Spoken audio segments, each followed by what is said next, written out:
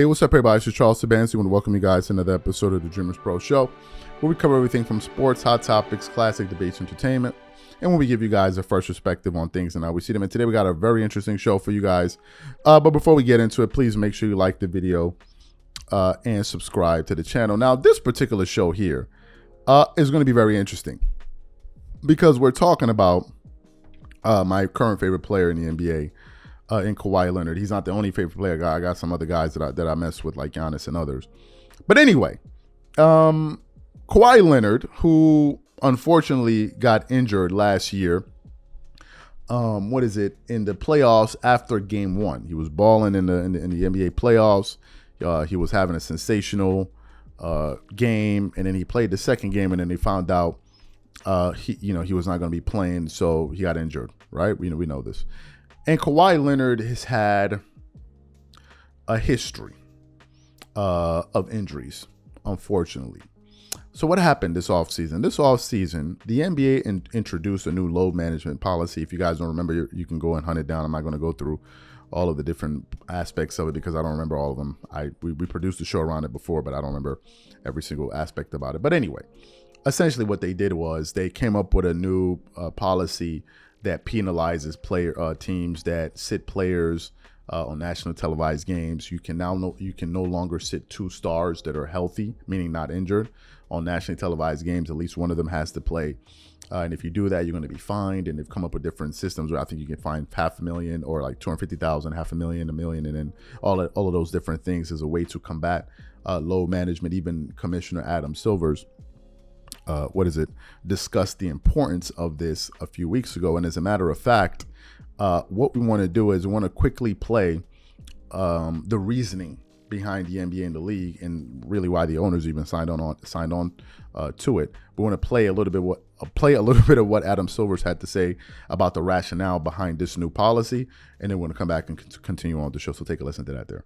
It's a shared view by everyone in the league. It's not just coming from the league office. I think whether it's our teams, our players association, individual players, I think there's an acknowledgement across the league that we need to return to that principle, that this is an 82-game league. And that, of course, doesn't mean that we're turning the clock back, that players are expected to play through injuries, or that players, frankly, never need rest. But I think there's a statement of a principle that if you're a healthy player in this league, that the expectation is that you're going to play.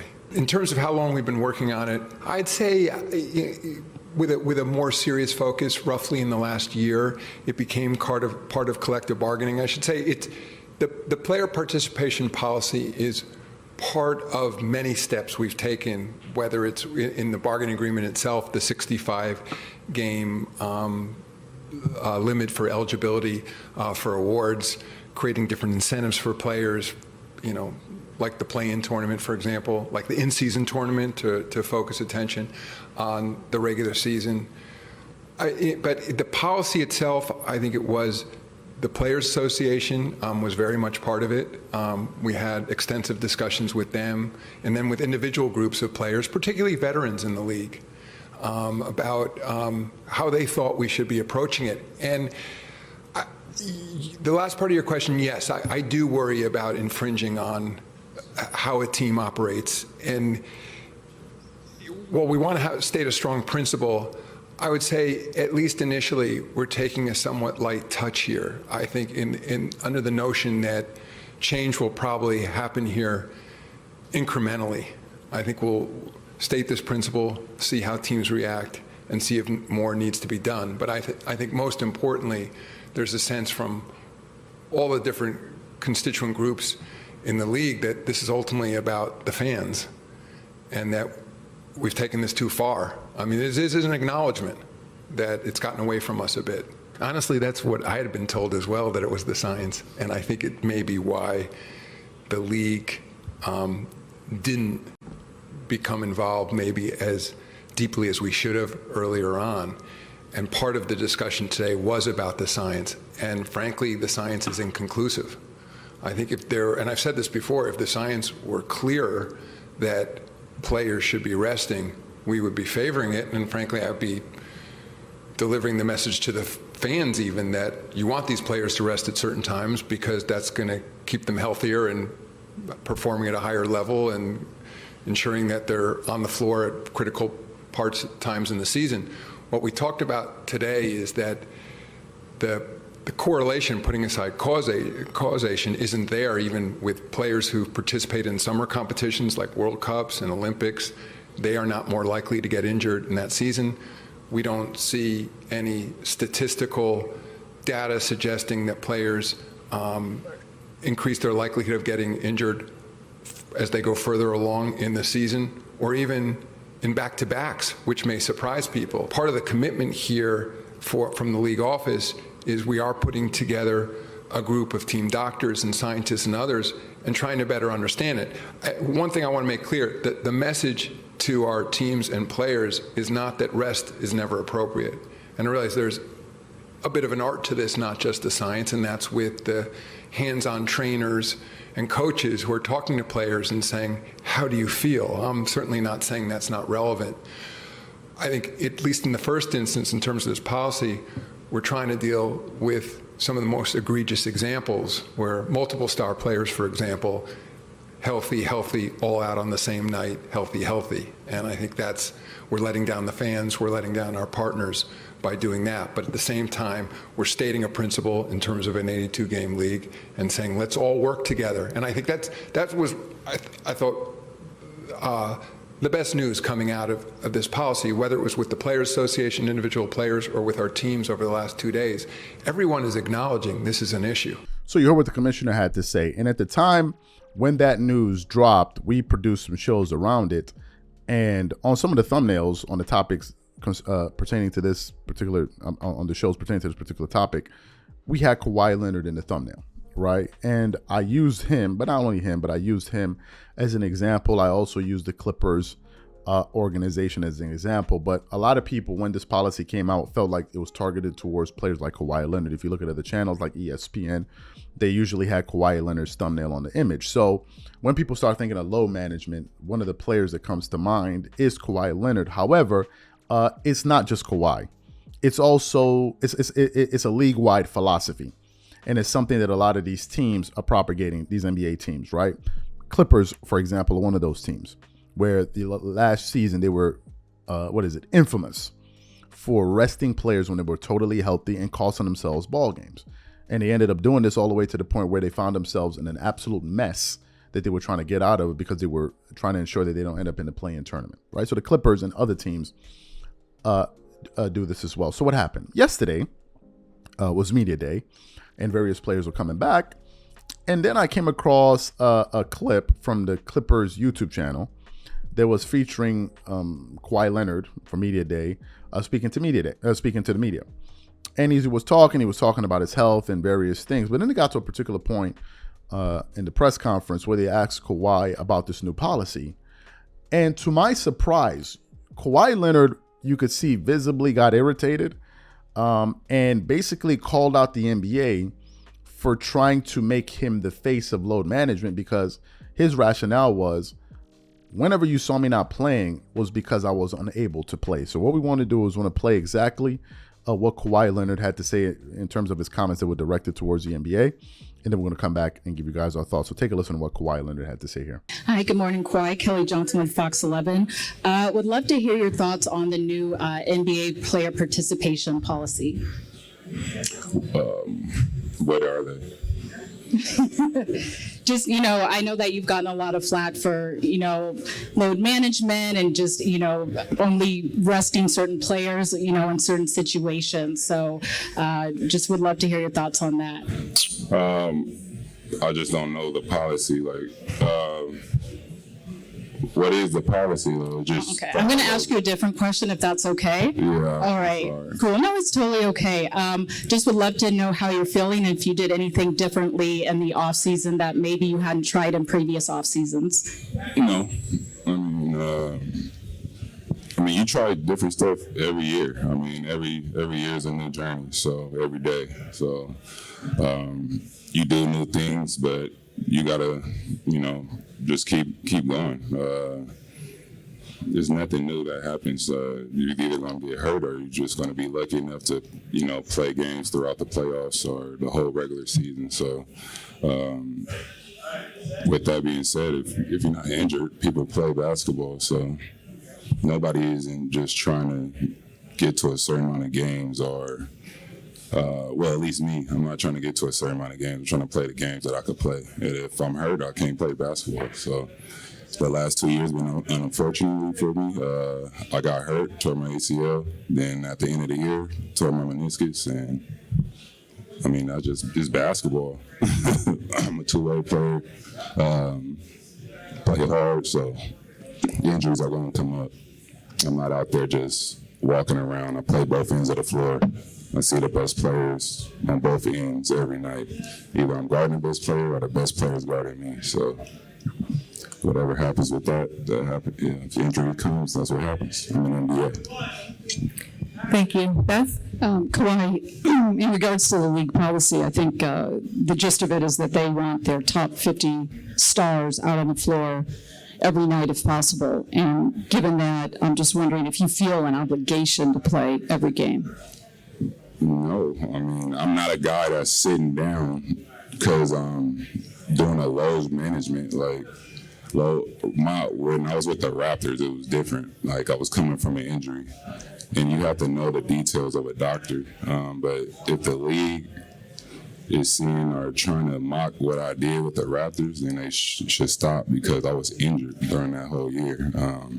But other than that, if I'm able to play, I'll play basketball. I work out every day in the summertime to play the game, not to sit and watch people play. No. So no league policy is helping me to play more games. If USA Basketball asks you, would you play in the Paris Olympics? Yeah, I wanted to play this summer, but I had other obligations and I had to leave early, so I wasn't able to go. So we'll see what happens. So you heard what Kawhi Leonard had to say there. I have a lot of thoughts about this. A lot of thoughts. As you guys know, Kawhi is a very reserved person. To the best of my knowledge, he's not even on social media. He rarely talks. And when he talks, it's usually like some meme or some clip of him saying something where he's being unintentionally funny, right? He'll say something and he wasn't meaning to be funny and it ends up being funny, right? If you go look up Kawhi Leonard, it's either him laughing or something like that, right? But Kawhi is a very quiet person. And I've said that it's always good to be yourself, right? It's always good to be yourself. However, I think that when you have players, for example, like Kawhi Leonard, that are quiet to a fault, meaning they don't speak up to even defend themselves, then what happens is others now speak for you. And instead of you writing your own narrative, you have other people doing it for you. In the case of Kawhi, if you just sat back and listened to his own explanation and his own rationale, I think it would have worked wonders for Kawhi's reputation as it pertains to this particular load management issue if in the past, Kawhi Leonard was more vocal about the situation. When he talks to the press, like, listen, they want me to load manage. I don't want to. I would love to be out there to play. Most times you guys don't see me play. Here's the reason why. But whenever you're quiet about these things, it opens up the door for people to speculate and for people to start forming their own opinions. And that's the problem. You can't be upset with people coming to their own conclusions when you yourself don't say anything. It's kind of a naive way to look at things because people are going to inevitably come to their own conclusions. They're going to feel what they feel about a particular subject, especially when you're not speaking up to defend yourself. Now, I'm not saying Kawhi Leonard should open up a Twitter account and respond to every single thing that's said about him, but this is a particular thing that has been following him for the last few years. I'm not saying to be tweeting about it every single time, but whenever you have a chance to speak to the media, and if it's something that's bothering you, say it. Because if you don't, fans are going to start forming an opinion, and what are you going to do? How are fans supposed to get the inside scoop when they're not there with you? When they're not there with you? Are fans able to come into the Clippers organization and go to the practice facility to see you practice? No, they don't. They can't. So they're just going to assume when they see you sitting on the bench and they look at the injury report and they're like, well, he's not injured. They're going to think this guy's low managing. They don't know all of those things that are involved. Now, he brought up his year in Toronto. Remember, the year prior, he played less than 10 games that season. So he was nursing an injury, and we understood that. But let's just be honest about it. The Clippers are known for resting players when they're 100% healthy. They are known for doing let's keep it real. Most of the times the Clippers are resting players, there's nothing wrong with them. I've heard read various articles and various people talk about there's some kind of type of computer or some algorithm that tells them, okay, player's body is here and there may be too much load here, so we're going to rest them here when there's nothing wrong with them. But based on what we're projecting and this machine is saying, I've heard this. But the fact of the matter is these guys are not injured. They're saying, well, as a preventative measure, we don't want to put too much load on their body. Well, do the fans know this?